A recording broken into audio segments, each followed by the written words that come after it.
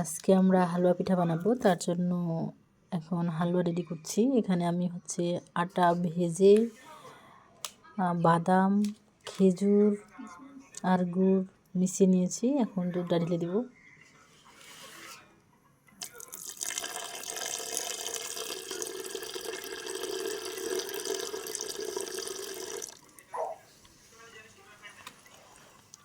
আমাদের বাড়ির গাভীর খাঁটি মিল্ক।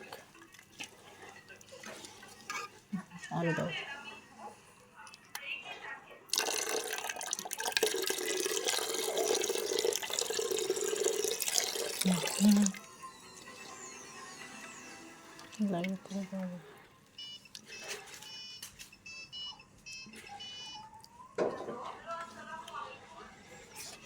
আজকে হালুয়াটা আমরা ইউনিকভাবে তৈরি করতে যাচ্ছি।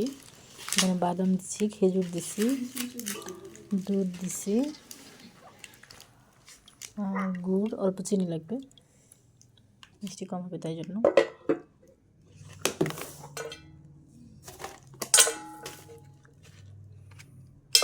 চিনি দাও, দাঁড়া অল্প অল্প দাও, একটু দাও।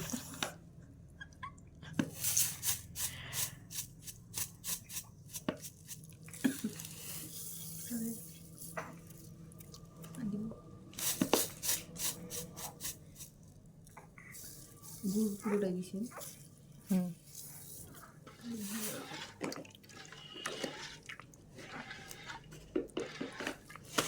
আরও লাগবে নাকি?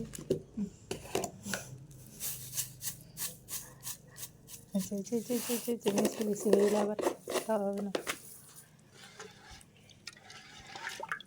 পিঠা বানাতে উঠলাম আমি। তুমি এই যে পানি দিয়ে আটা সিদ্ধ করে নিচ্ছে, পানি ব্লক হচ্ছে, তখন শুকনো চালের গুঁড়া দিয়ে দিছে।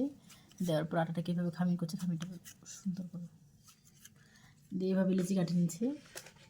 তারপরে এভাবে একটা বাটির মতো শেপ দিচ্ছে। এখানে হালুয়া দিয়ে পিঠা হালুয়া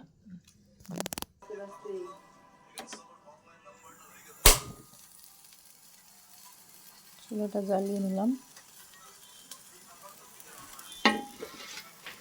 পাশটাতে একটু অন্ধকার। কিছু একটু বাতি দেখাও তো, কিছু বাতি।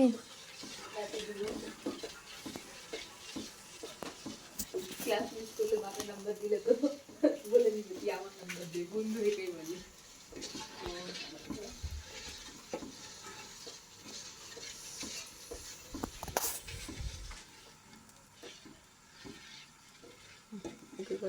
আমরা এখন লাকড়ি দিয়ে জাল দিয়ে নিচ্ছি হালুয়াটা।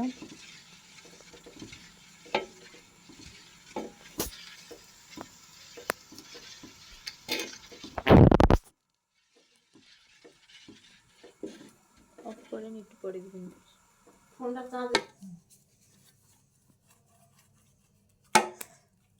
আমাদের হালুয়া রেডি হয়ে গেছে। এবার আমরা হালুয়া নিয়ে এইভাবে আটার মধ্যে দিয়ে, কাছে থেকে দেখো, দেখা যাচ্ছে,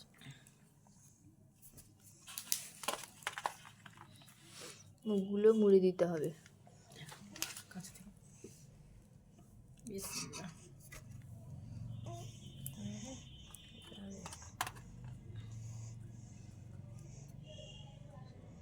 এভাবে আস্তে আস্তে মুড়ে দিয়ে পিঠার মতো সেফ হয়ে যাবে।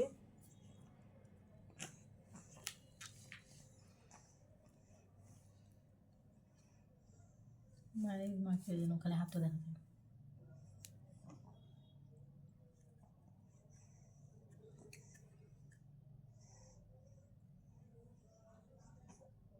দেরি করলে ফাটে যাচ্ছে।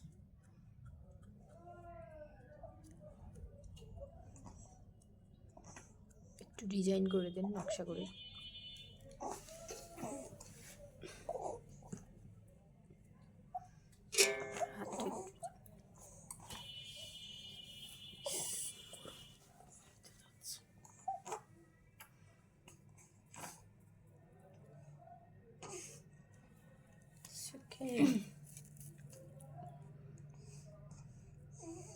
ডিজাইনটা পরে দেখাবে। এভাবে এইভাবে একটা পিঠা আমাদের তৈরি হয়ে গেছে অলরেডি। এক এক পেটা করে দেখায় না, এটা দিলে ভালো হয় না। সবগুলো আমরা এখন বানিয়ে নিব।